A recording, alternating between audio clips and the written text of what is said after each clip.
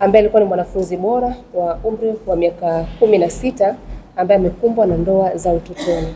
Mtangazaji wako ni mimi Levina Patrick. Karibu tuungane mpaka tamati.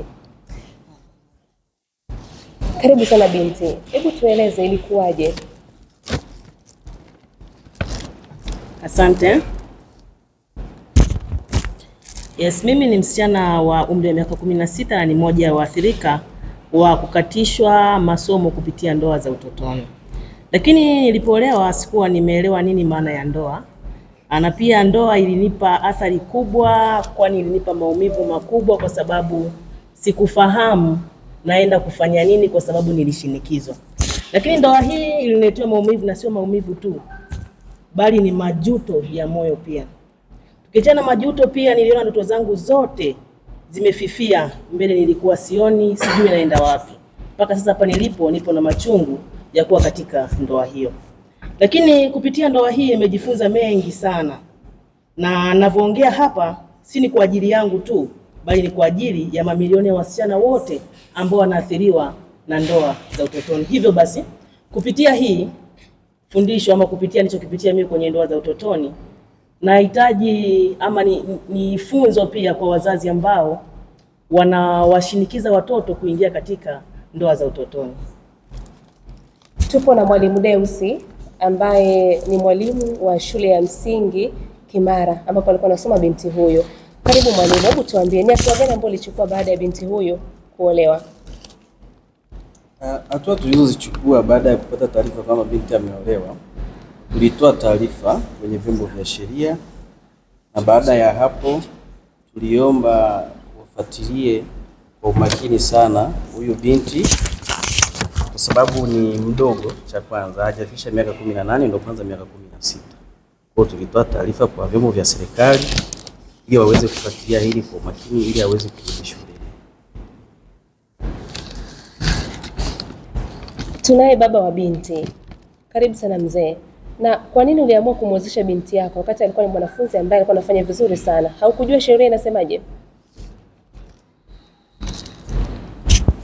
Asante mtangazaji. Nimekusikiliza sana kwa makini kabisa. Lakini mimi nasema hiyo ni mtoto yangu. Tena nimesana mama yake iko. Tulikaa tukachatiriana vizuri kabisa. Tukaona hii mtoto anaweza kuwa mtu mzima na anaweza kupata watoto kama sisi tulivyompata yeye. Sasa unaposema sheria kana sheria ni nini? Sheria ni Mungu alitupa. Sasa kama Mungu ametupa mtoto, tunataka sheria ya namna gani tena? Kwa hiyo mimi nasema hii ni mtoto yetu, na tumeamua na mama yake na familia yote tumeamua kupata mali.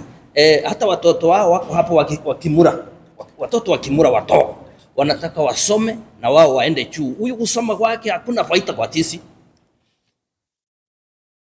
Dina Maningo ni afisa ustawi wa jamii, anatueleza madhara ya ndoa za utotoni, lakini pia sheria inasemaje. Karibu sana dada Dina. Asante. Na kushukuru. Kwa jina naitwa Dina Maningo, ni afisa ustawi wa jamii katika halmashauri ya mji wa Tarime. Swala la ndoa za utotoni limekuwa likikumba sana katika wilaya yetu. Na madhara ya ndoa ya utotoni, kwanza tunaona ni mimba za utotoni, kwani ni hatari na wakati mwingine inasababisha madhara wakati wa kujifungua. Lakini pia madhara mengine yanayotokana na ndoa za utotoni ni afya ya akili. Maana mtoto anapokuwa ameolewa katika ndoa za utotoni anakuwa na msongo wa mawazo na anaishi kwa huzuni. Lakini pia ndoa za utotoni hizi zinapelekea mtoto kupata maambukizi ya magonjwa ya zinaa, lakini pia ukimwi. Na kitu kingine, anakosa elimu. Mtoto anapoozeshwa katika umri wa mdogo anakosa elimu, hivyo anaacha shule, anakosa pia maendeleo binafsi na umaskini. Tukija katika sheria,